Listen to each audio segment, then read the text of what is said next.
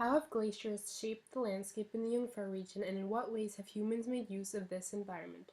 The Jungfrau is one of the main summits in the Bernese Alps in between the cantons of Valais and Bern in Switzerland. The outline of this presentation includes glacial processes, glacial landforms, and how humans have made use of the glacial environment. Firstly, glacial ice forms in the accumulation zone of a glacier, usually the highest region of the glacier where temperatures are the lowest and gravitational pressure pulls the snow down the mountain. This buildup of snow and pressure creates the ice, because every time there's a new layer of snowfall, the pressure on the layers lying beneath builds up and the amount of air in the snow decreases. The ice turns blue, just like in this picture from the Jungfrau. After about 50 years, the ice has formed.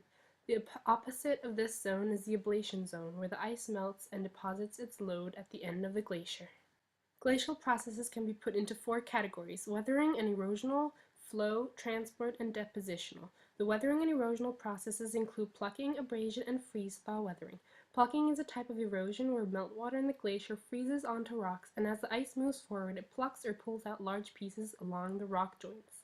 Abrasion is also a form of erosion caused by rocks and boulders at the base of the glacier acting like a giant file, scratching and scraping the rocks below, leaving behind striations. Finally, freeze-thaw weathering occurs when the temperatures are around freezing point and exposed rocks contain cracks. Water enters the cracks during the warm day and freezes during the colder night. As the water turns into ice, it expands and exerts pressure on the surrounding rock, causing pieces to break off. A bergschrund, a crack in the ice, can be seen in this diagram. Basal slippage is a form of glacial flow occurring when the meltwater at the surface of the ice runs through moraines in the ice to the bottom of the glacier, where it forms a thin film of water between the ice and the rock surface. This allows the ice to slip over the rock, and when abrasion occurs, this film of water polishes the surface of the abraded rock. Next, intergranular flow is a process in which the water in between the ice itself causes it to slip over itself, in the same principle as basal slippage. This speeds up different sections of the ice and creates faster flowing in the glacier.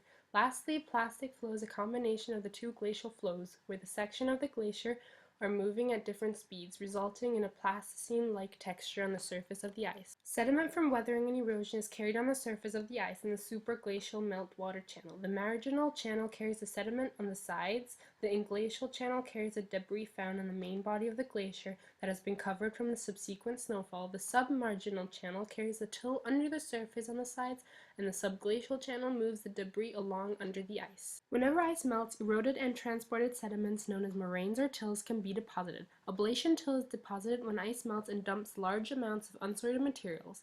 Lodgement till is sediment which has been deposited at the base of a moving glacier as its weight becomes too great to be moved. How are glacial landforms created by erosion? If accumulation exceeds ablation, snow will build up in a hollow on the mountainside. The snow at the base of the hollow is compressed to form ice, and this ice starts to move downhill. The ice frozen to the back of the hollow wall will pluck rocks out, and these rocks will scrape away the base of the hollow by abrasion. This abrasion causes the hollow to become deeper, and over time, as the erosion decreases, a rock lip is left at the lower end of the quarry.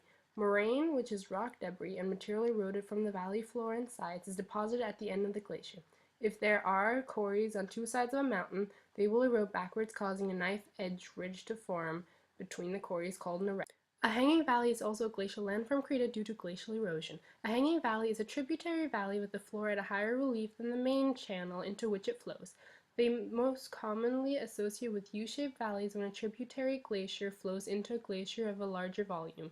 The main glacier erodes a deep U-shaped valley with nearly vertical sides, while a tributary glacier with a smaller volume of ice makes a shallower U-shaped valley.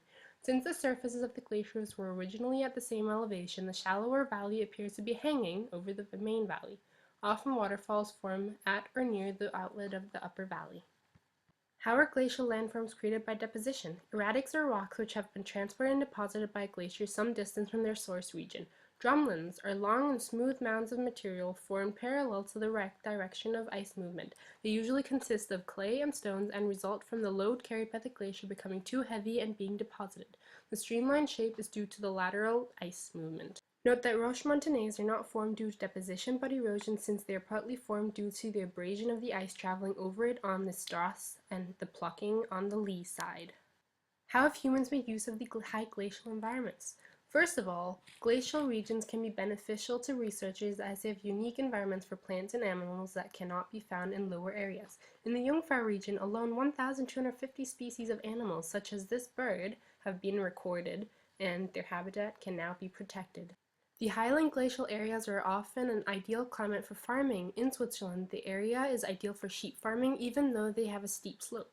Farming causes modifications to be made to the natural vegetation, but there are no major effects of farming. Where there is some soil and the land is not too steep, either natural or replanted forests of coniferous trees can be found.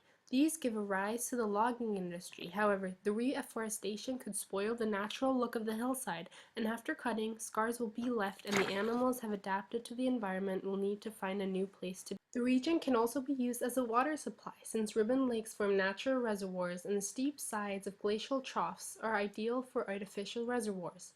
The disadvantage of this is, however, that drowning troughs lead to loss of homes and jobs of people who used to live there. Hanging valleys and the rest of the glacial region are a perfect place for the production of hydroelectric power, and exposed hillsides provide ideal sites for wind farms.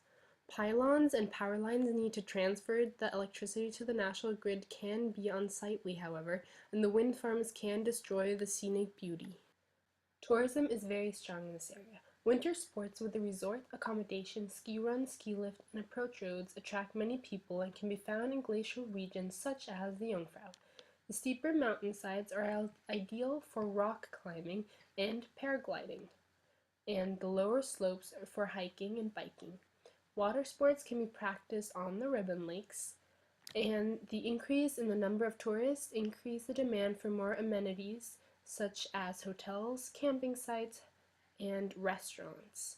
Zip lines had been installed to offer more opportunities to explore the Aletsch Glacier, and the fact that the highest train station in Europe is located there is an attraction itself. Too much tourism, however, can affect the environment negatively, as it erodes the fragile natural alpine vegetation and it also pollutes the area. However, it brings a lot of money and foreign investment, acting like a multiplier effect on the local community and make it an economically stronger area. The positive effects outweighing the negative make it a beneficial source to humans. These are my sources. Thank you for listening.